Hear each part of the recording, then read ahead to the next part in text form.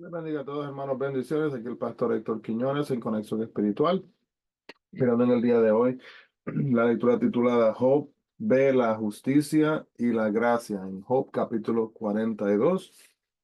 Vamos a asimismo orar y así comenzamos. Amado Dios, te agradecemos, Padre, por esta oportunidad de reunirnos a estudiar tu palabra.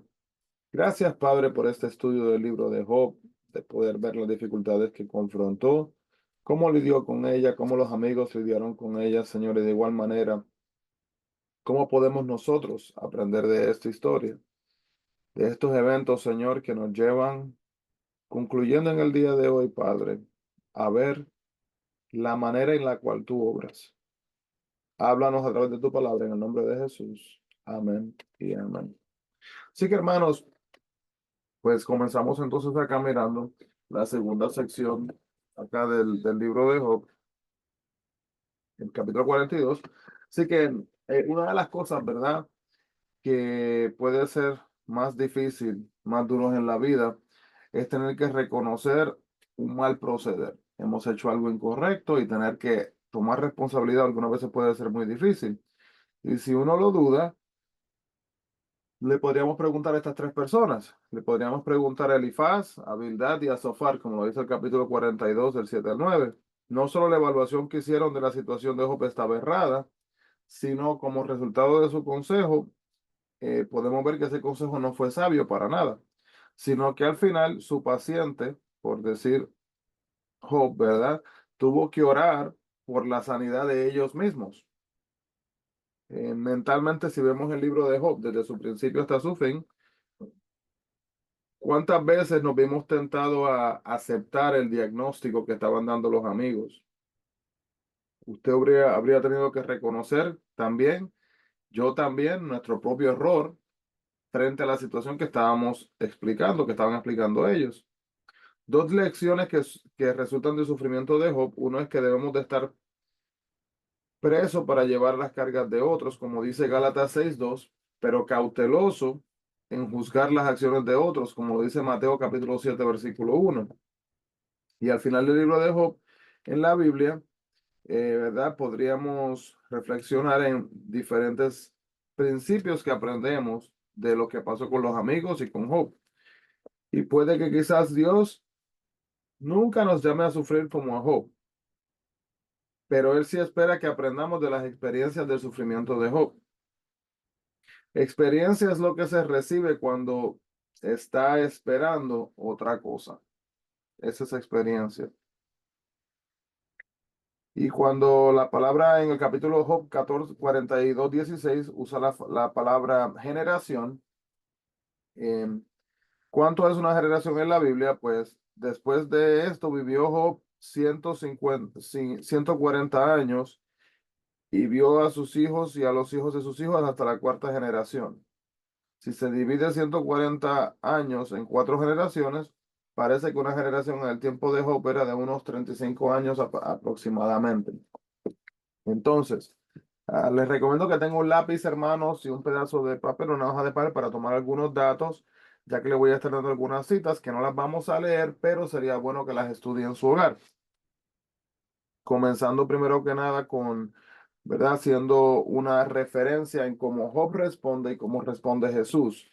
Así que Job y Jesús, por ejemplo, el libro de Job está firmemente, íntimamente ligado con el Nuevo Testamento, debido a que los problemas y preguntas de Job se contestan también perfectamente en Jesucristo. Vamos a mirar algunos de estos y si quiere prepárese para que anote algunas citas porque no las vamos a leer. Por ejemplo, el asunto de alguien nos debe ayudar a acercarnos a Dios se hace referencia en Job capítulo 9, 32-33 y las respuestas de Jesucristo está en Primera de Timoteo capítulo 2, versículo 5. ¿Hay vida después de la muerte? En Job se hace referencia a esto en Job capítulo 14, 14 y Jesús hace referencia a esto en Juan capítulo 11, versículo 25. La pregunta de ¿hay alguien en el cielo trabajando a nuestro favor? Se encuentra en Job capítulo 16, versículo 19 y la respuesta se encuentra en Hebreos capítulo 9, versículo 24. ¿Hay alguien que puede salvarnos del juicio? Se encuentra en Job capítulo 19, 25 y en el Nuevo Testamento en Hebreos capítulo 7 del 24 al 25, donde encontramos a Dios. Podemos verlo en Job capítulo 23 del 3 al 5 y la respuesta en el Nuevo Testamento está en Juan capítulo 14, perdón, versículo 9. ¿Y qué es importante en la vida? Job capítulo 21 del 7 al 15 y la respuesta en el Nuevo Testamento está en Mateo 16, 26 y también en Juan 3, 16. También, esto es bien importante. Esto haga una nota mental, pero por favor préstele mucha atención. Cuando sufrimos, hay unas 6 preguntas específicas que deberíamos de poder digerir, reflexionar en ellas, meditar en ellas y responder. Y hay acciones que están conectadas también con ellas. Así que si la respuesta a esta pregunta es sí, tenemos acá una manera, una estrategia, ¿verdad?, para lidiar con esta. Así que, ¿me está castigando Dios por algún pecado? Si la respuesta es sí, confiesa el pecado desconocido. Número 2, ¿está atacándome Satanás mientras trato de sobrevivir como cristiano? Si la respuesta es sí, pues clame a Dios para que le dé fortaleza. Número 3, ¿es esta una preparación para un servicio especial donde puedo aprender a ser compasivo con otros que sufren? Si la respuesta es sí, resista la autocompasión y pida a Dios que abra puertas de oportunidad y lo ayude a descubrir a otros que sufren al igual que usted. ¿He sido seleccionado específicamente para ser probado como Job? Si la respuesta es sí, acepte la ayuda del cuerpo de creyentes. Confía en que Dios llevará a cabo su propósito a través suyo. Próxima pregunta. ¿Es mi sufrimiento resultado de consecuencias naturales por los cuales no soy directamente responsable? Reconozca que en un mundo pecaminoso, tanto las personas buenas como las malas sufrirán, pero las personas buenas tienen la promesa de Dios de que su sufrimiento llegará un día a su fin. Y la última pregunta, pregunta número 6. ¿Sufro por alguna razón desconocida? Pues la respuesta sería, si la respuesta es sí, no se retraiga por el dolor. Proclame su fe en Dios y sepa que Él se interesa por usted y espere pacientemente a sí mismo la ayuda divina de Dios en su vida. Así que habiendo visto estas cosas, vamos a ver aquí unos detalles importantes acá del libro de Job. Pues a lo largo del libro, los amigos de Job le pidieron que admitiera su pecado y que pidiera perdón. Y finalmente, Job sí se arrepintió. Irónicamente, el arrepentimiento de Job no era la clase de arrepentimiento que sus amigos querían. Él no pidió perdón por pecados secretos, sino por poner en duda la soberanía y la justicia de Dios. Job se arrepintió de su actitud y reconoció el gran poder y la perfecta justicia de Dios. Pecamos cuando preguntamos enojados, si Dios tiene el control, ¿por qué permite que eso suceda? Debido a que estamos atrapados en el tiempo y no somos capaces de ver más allá del día de hoy, bajo la soberanía de Dios, hermanos, no entendemos muchas veces el final de la historia, pero Dios sí lo conoce. Job citaba las preguntas que el Señor le había hecho anteriormente en el capítulo 38, versículos 2 y 3, y abierta y sinceramente admitió que él había sido el que había sido necio, del mismo Job. ¿Está usando lo que no puede comprender como una excusa para su falta de confianza? Tenemos que admitir, si es así, hermano, delante de Dios, que ni siquiera tenemos la fe suficiente para confiar en Él. La verdadera fe comienza con ese tipo de humildad. Dios dejó muy claro que los amigos de Job estaban equivocados. El hecho de que Dios no mencionara ningún pecado específico muestra que confirmaba la afirmación de Job de haber llevado una vida devota y obediente. Y los amigos de Job habían cometido el error de suponer que su sufrimiento era originado por un gran pecado y lo estaban juzgando sin saber lo que Dios estaba haciendo. Debemos de ser cuidadosos y evitar hacer juicios de una persona porque Dios puede trabajar en formas que desconocemos. Después de recibir mucha crítica, Job todavía era capaz de orar por sus 3 amigos. Y es muy difícil perdonar a alguien que lo ha acusado de malas acciones. Pero de igual manera, hermanos, Job asimismo lo hace. ¿Está usted orando por aquellos que le han hecho daño? ¿Puede perdonarlos? Siga las acciones de Job. Sigamos las acciones de Job, a quien Dios llamó un hombre bueno y ore por aquellos que le han hecho daño. Y si hubiera cambiado el mensaje de Job, hubiera cambiado el mensaje de Job si Dios no lo hubiera restaurado sus bendiciones anteriores. En base a lo que dice Job capítulo 42, 10 y 11, vemos que no, ya que Dios sigue siendo soberano. Jesús dijo que cualquiera que renunciare a algo por el reino de Dios sería recompensado, como dice Lucas capítulo 18, versículos 29 y 30.